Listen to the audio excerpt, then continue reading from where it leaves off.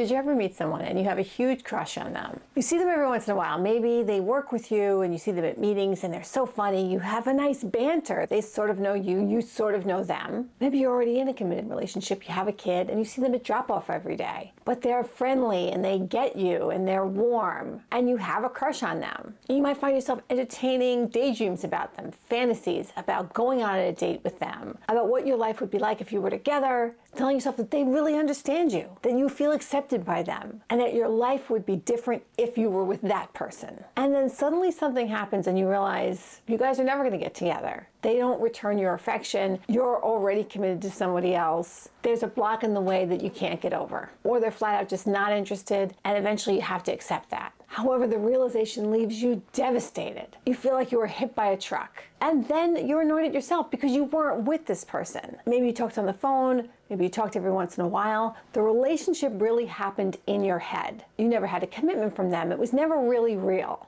It was a fantasy connection. So why does it hurt so bad? Let's talk about this invisible heartbreak and why it hits harder than a lot of real breakups, and why your brain won't let this person go. This sort of disappointment is real. You can really feel like you lost someone because you've become emotionally invested in the fantasy, in the little pockets of time that you have with them, even though it never developed into more. You were invested in the potential, what could have been, and this possibility became real in your mind. This forward thinking, these daydreams, they became very real. You're not really grieving the person, you're grieving this potential that you built around them, this hope, this toxic hope. It hurts so much because your brain can't differentiate between actual intimacy and imagined intimacy, because the dopamine is involved in both. Your dopamine spikes when you see your crush, and your dopamine spikes when you see someone that you're in the beginning stages of a relationship with. This romantic hyperfocus, this limerence, forms from hope, uncertainty, and this emotional investment. The uncertainty, the obstacles you're trying to get over,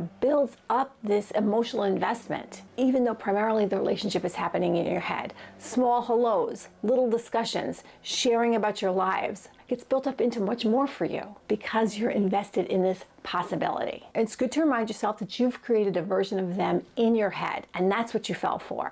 Not the real consistent version of them, not who they really were, not the real person who wasn't available to be with you or didn't choose to be with you. Okay, here are some signs that you're struggling with this invisible heartbreak. Replaying each interaction over and over in your head, wondering if there was something there, wondering if there was something that you missed, wondering why you became so invested.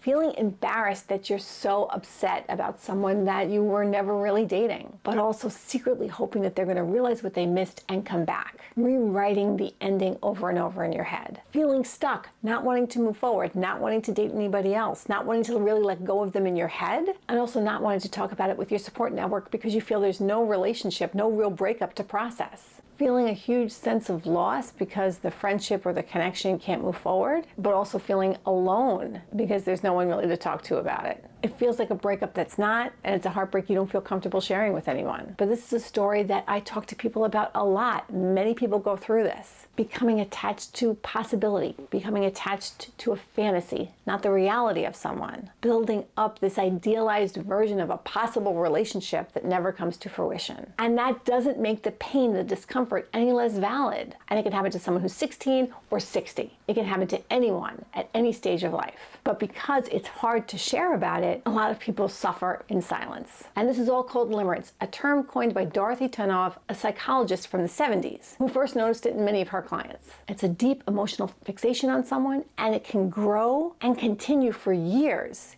even if the other person doesn't return your affection. You see, it can fade if the other person does return your affection. Eventually, the relationship just moves on, things become a little more stable, and the limerence fades, and the couple can have a true connection. And limerence can also fade if the limerent other is very clear they're not interested, and the person experiences the limerence, lets go of this connection. But if the other person's sort of wishy-washy, sort of gives intermittent interest, or if the limerent person fixates on the fantasies or the daydreams that go through their head about their limerent other, the limerence can last for months or years. I've spoken to clients who've dealt with this for years. Okay, so if you're experiencing this, how to start healing. Name it. Say it out loud. This wasn't a relationship. This was limerence. I really fell for someone I built up in my mind. I idealized them, but we were never together. Bring yourself back to reality. And then allow yourself to feel it. You can grieve this missed connection. Let yourself be sad about the story you had in your head, and then let it go. And then block them on social. I think social media really increases limerence. Fantasy feeds on breadcrumbs, and the stories, the reels, the posts, those are just breadcrumbs. So don't give that fuel. Block them, mute them, put away all their pictures. Give yourself a chance to let them go. Then refocus yourself on living a fulfilled life. Dive into your hobbies, into your friends, into your support network.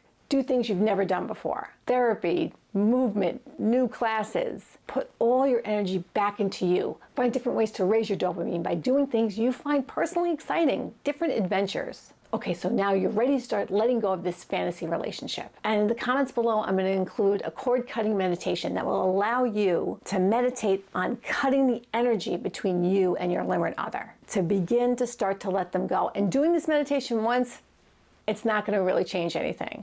You need to do it every day.